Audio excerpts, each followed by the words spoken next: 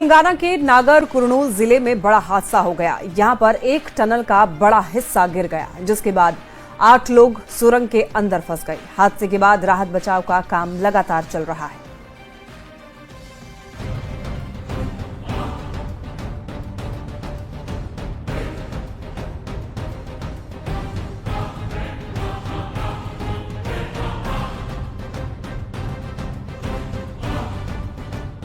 करीब 1.25 साल पहले उत्तराखंड में सिलक्यारा टनल हादसा आपको याद होगा। यहाँ 40 से ज्यादा श्रमिक फंस गए थे। वहीं अब तेलंगाना से भी ऐसा ही हादसा सामने आया है। नागर कुर्नूल इलाके में सुरंग धंस गई, जिसके बाद 8 लोग सुरंग के अंदर ही फंसे रह गए। हादसे के बाद हड़कंप मच गया। कई श्रमिक किसी तरह अपनी जान बचाने में कामयाब हुए। शनिवार को Shri Shailam left bank canal सुरंग परियोजना का एक हिस्सा ढह गया। टनल का करीब 3 मीटर का हिस्सा गिर गया।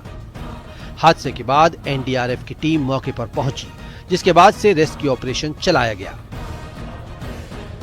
टनल में फंसे लोगों को निकालने के लिए आर्मी से भी मदद ली गई है, जिसके बाद इंजीनियर टास्क फोर्स के जवानों को भी बचाव अभियान में तैनात किया गया। हादसे के वक्त कुछ श्रमिक ऐन मौके पर बाहर आ गए। उन्होंने आप बीती सुनाई। हम लोग जब बुलर के पास गए, बुलर से हवा लिए, हवा लेके जाने के वक्त पानी बढ़ा। पानी बढ़ने के बाद मोल गिरने चालू हो गया। उसके बाद हम लोग देख करके पीछे भागने लगे। भागते भागते हम लोग आ रहे हैं। उस टाइम से मतलब आगे वाला आदमी पीछे रुक गया और हम लोग तो निकल गए। और जो निकलने के बाद भी पानी बहा के 2-3 लेबर को ढो के पीछे निकाल दिया। मैं लगभग PS2 तक पंप के पास वहाँ स्टॉप हो गया, मतलब रुक गया वहाँ पे। उसके बाद आदमी उधर से लोको लेके आया, तो जो फंसे थे वो निकाले किसी तरह से, और जो रहे सो उधर ही रह गए। यह हादसा उस वक्त हुआ जब टनल निर्माण कंपनी की टीम निर्माण कार्य का जायजा लेने के लिए सुरंग के अंदर गई थी। सुरंग के एंट्री पॉइंट से 13 किलोमीटर अंदर ये हादसा हुआ।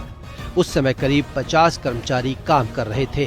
फंसे लोगों में 2 इंजीनियर, 2 मशीन ऑपरेटर और 4 श्रमिक बताए जा रहे हैं। 4 झारखंड, 2 उत्तर प्रदेश, 1 जम्मू कश्मीर और 1 पंजाब का रहने वाला है। हम लोग को वहाँ कल फोन आया, सुरंग में फंसे हुए हैं 6 से 8 मजदूर। वो लोग अभी तक कुछ आता पता नहीं है, और हम लोग चाह रहे हैं सरकार से कि वो लोग सही सलामत उसको घर लाया जाए। तो से सुन के तो हमने बहुत दुखी है, और भगवान से है दुआ करते कि उससे ही सलामत आएगी, और भगवान से प्रार्थना है। प्रधानमंत्री मोदी ने हादसे को लेकर तेलंगाना के मुख्यमंत्री रेवंत रेड्डी से बात की और उन्हें हर संभव मदद देने का भरोसा दिया। सीएम रेवंत रेड्डी ने हादसे को लेकर रिव्यू मीटिंग की और टनल में फंसे मजदूरों को निकालने के लिए सभी जरूरी कदम उठाने के निर्देश दिए। Bureau report, news 18। महाकुंभ के समापन से पहले आम श्रद्धालु ही नहीं, खास लोग भी संगम में पवित्र स्नान कर रहे हैं। फिल्मी सितारों से लेकर बड़े नेता तक महाकुंभ पहुंच रहे हैं और संगम में स्नान कर रहे हैं। इस रिपोर्ट में देखिए।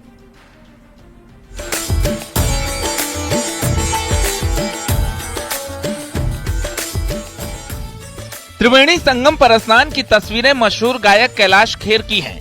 बॉलीवुड स्टार्स लगातार महाकुंभ पहुंच रहे हैं और इस महापर्व में शामिल हो रहे हैं।